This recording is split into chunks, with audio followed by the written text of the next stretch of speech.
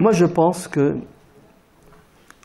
dans tout ce que tu dis, il y a beaucoup de vrai, bien que ton analyse, alors à l'inverse de la mienne, effectivement, moi j'ai insisté sur le facteur endogène, ce qu'il y a chez nous, les causes religieuses, et toi, tu as plus insisté sur les causes géopolitiques, stratégiques, etc.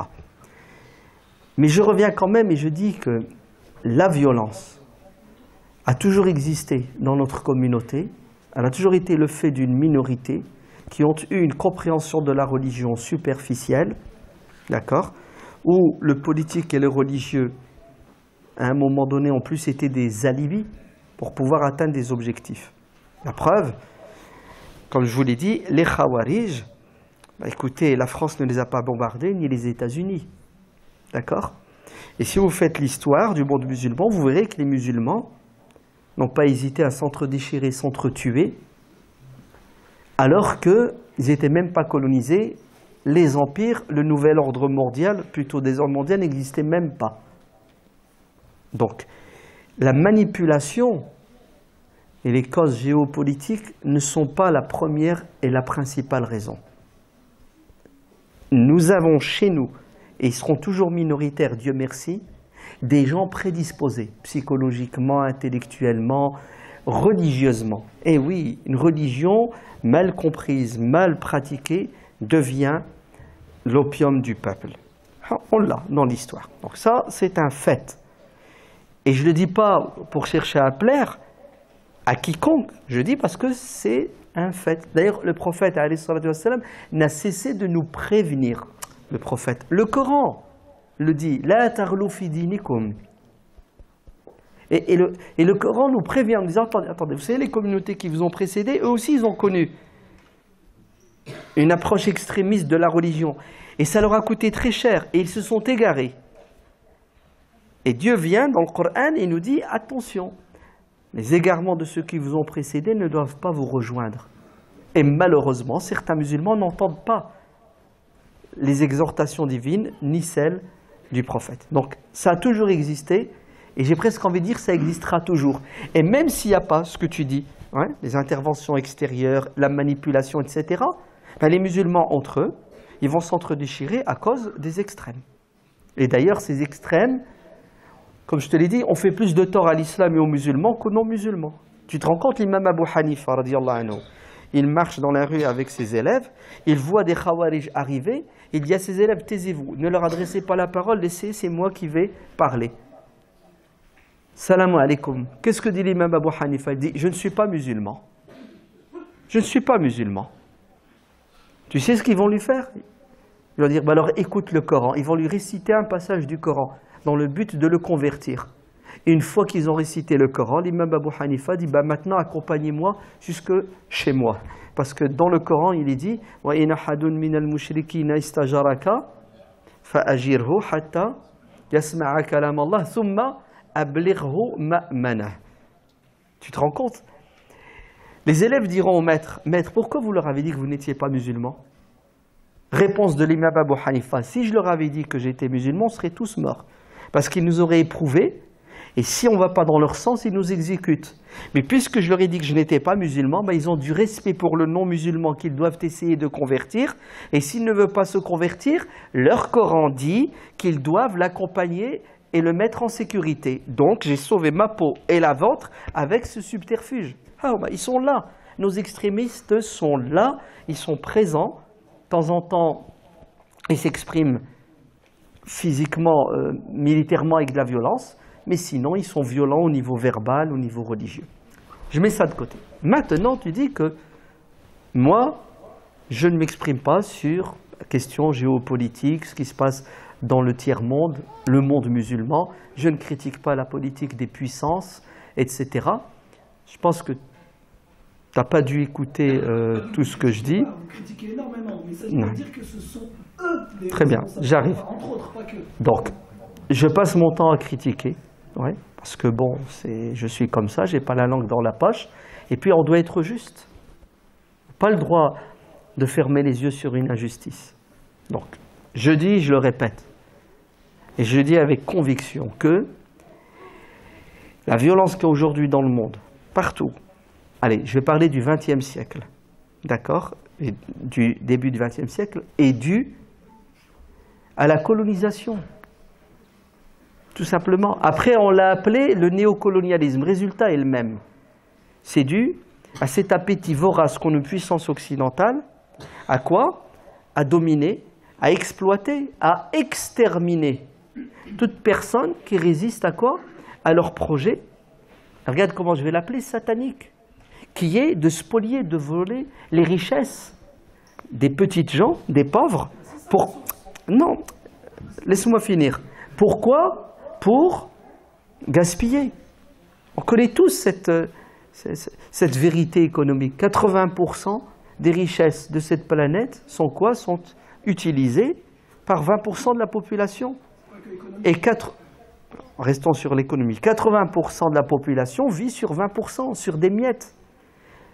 Mais ça, je veux dire, celui qui a fait un peu d'études en économie, en histoire, il le sait très bien. Ouais. Les guerres de colonisation, la colonisation, et aujourd'hui, le nouveau désordre mondial. Ouais, c'est bonnet blanc, blanc bonnet, c'est la même chose. Les pays du tiers-monde, en particulier, on va l'appeler le monde musulman, bah écoutez, il est assis sur une mine d'or, hein, des richesses, des matières premières. Donc, on le dit, on ne cessera de le dire, et on ne se taira pas, parce que c'est une injustice. Très bien. Et l'ONU, ouais, cautionne l'injustice, la crée et la développe. On le sait très bien.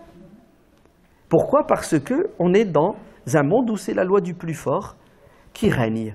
C'est ça? Elle est toujours la meilleure, c'est la loi de la jungle. Maintenant, cette explication, elle tient la route, elle existe. D'ailleurs, Burga la met toujours en avant en disant « mais on n'a que le boomerang ». D'accord? Mais on va en Libye et on tue, on va en Irak, on tue, après on s'étonne que les gens réagissent. Non, c'est, comme l'ont très bien dit certains de nos pays, que c'est une guerre. Ok, c'est une guerre. Ben, une guerre, c'est tu tires et tu te fais tirer dessus. Alors, je ne suis pas en train de justifier l'assassinat des innocents, vous faites la différence, ok? Mais moi, j'ai envie de dire à nos politiciens, pourquoi on fait la guerre au peuple musulman? Pourquoi est-ce qu'on fait la guerre au peuple syrien, au peuple irakien, au peuple libyen, au peuple égyptien? Pourquoi est-ce qu'on leur fait la guerre? Pourquoi est-ce qu'on ne laisse pas ces peuples-là décider de leur sort? Moi, je ne suis pas d'accord avec toi lorsque tu dis qu'ils ont créé les révolutions arabes pour renverser les dictateurs. Non, c'est une chose et son contraire, c'est faux. Les peuples du tiers-monde, ouais, subissent le despotisme de tyrans, ouais, qui sont sans foi ni loi. J'ai envie de vous dire que les malheurs que subit le monde musulman sont d'abord et avant tout le fruit du despotisme. Ces tyrans, ces despotes, ouais, qui, alors, il est évident qu'ils sont soutenus, il est évident qu'ils sont entretenus, il est évident qu'ils sont de mèche, on le sait tout ça, mais en même temps nous disons, regardez, en même temps nous disons, ouais, qu'ils ont créé les révolutions, ils ont donné les armes au peuple pour renverser les régimes. C'est contradictoire. Si l'Europe, si l'Occident soutenait les dictateurs, ben, il n'y a aucune raison à ce qu'ils les retirent, puisqu'ils sont de mèche. Non, vous vous trompez. Les peuples, à un moment donné, comme tous les peuples depuis toujours, se lèvent contre l'injustice, contre les nantis, contre les pourris. Qu'est-ce qui s'est passé?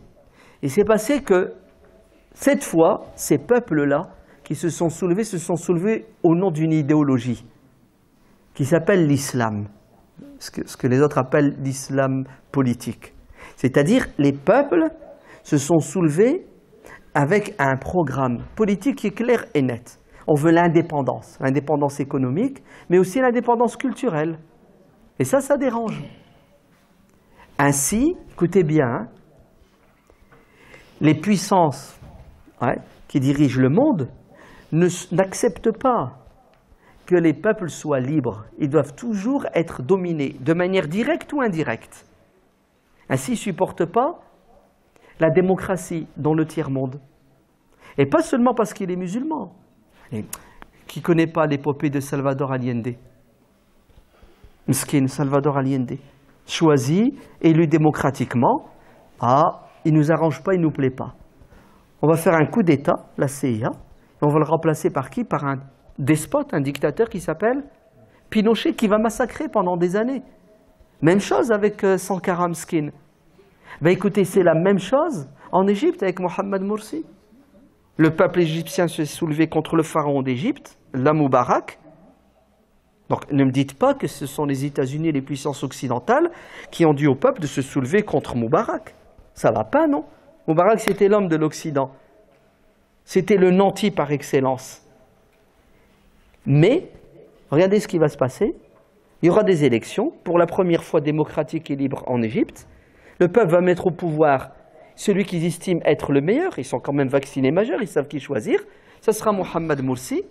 Ben, nous allons participer au coup d'État. Nous allons renverser de manière indirecte, en aidant l'armée égyptienne, etc. Et nous allons mettre au pouvoir un tyran, un despote, un dictateur qui, depuis 4 ans, tue et massacre le peuple égyptien. Et par ricochet, le peuple palestinien de Gaza. Donc, vous voyez bien que... Comment? C'est qui a participé? Alors, tu sais qui c'est qui a participé? Moi, je vais te le dire. Tu sais qui? Les traîtres, la 5e colonne, chez les Égyptiens. Ce sont eux qui ont fait le coup d'État. Alors, je sais qu'ils sont soutenus, mais d'abord, ceux qui soutiennent, s'ils n'avaient pas trouvé les personnes à soutenir, ben, ils ne pourraient pas les soutenir. Allez, il faut d'abord laver notre linge sale en famille. Les premiers responsables des injustices dans le monde musulman, ce sont les pseudo-musulmans. Ce sont les despotes, les tyrans et les dictateurs. Ce sont les hypocrites. Ce sont eux les premiers responsables. Maintenant, tu me dis que nous avons soutenu Sisi. Mais encore heureux que nous soutenions Sisi. Tu sais pourquoi? Parce que Sisi, c'est notre âme. On ne va quand même pas soutenir le peuple égyptien qui va nous priver des richesses qu'on est en train de voler. Ça va, vous comprenez? Même chose en Libye. Vous dites, ouais, ils ont renversé Kadhafi. Mais Kadhafi, c'est le diable en personne. Kadhafi fait souffrir le peuple libyen depuis 40 ans. C'est un monstre. Le peuple libyen s'est soulevé contre la dictature. Et il a raison. Ben, qu'est-ce qu'on a fait? Ben, on est intervenu et on a armé les ennemis du peuple libyen. Haftar, on l'a ramené des États-Unis et on est même allé, à partir de quoi? À partir des Émirats arabes unis, bombarder. Non, écoutez bien, les peuples qui souffrent depuis 70 ans, depuis les guerres de décolonisation, ils se sont fait arnaquer, puisqu'ils ont remplacé la colonisation par qui? Par des despotes et des tyrans qui ne sont pas sincères et qui ne cherchent pas à sauver le peuple. Mais bien sûr, mon frère, que nous condamnons tout ça, on le sait, mais tout ça ne doit pas justifier la violence, le massacre d'innocents.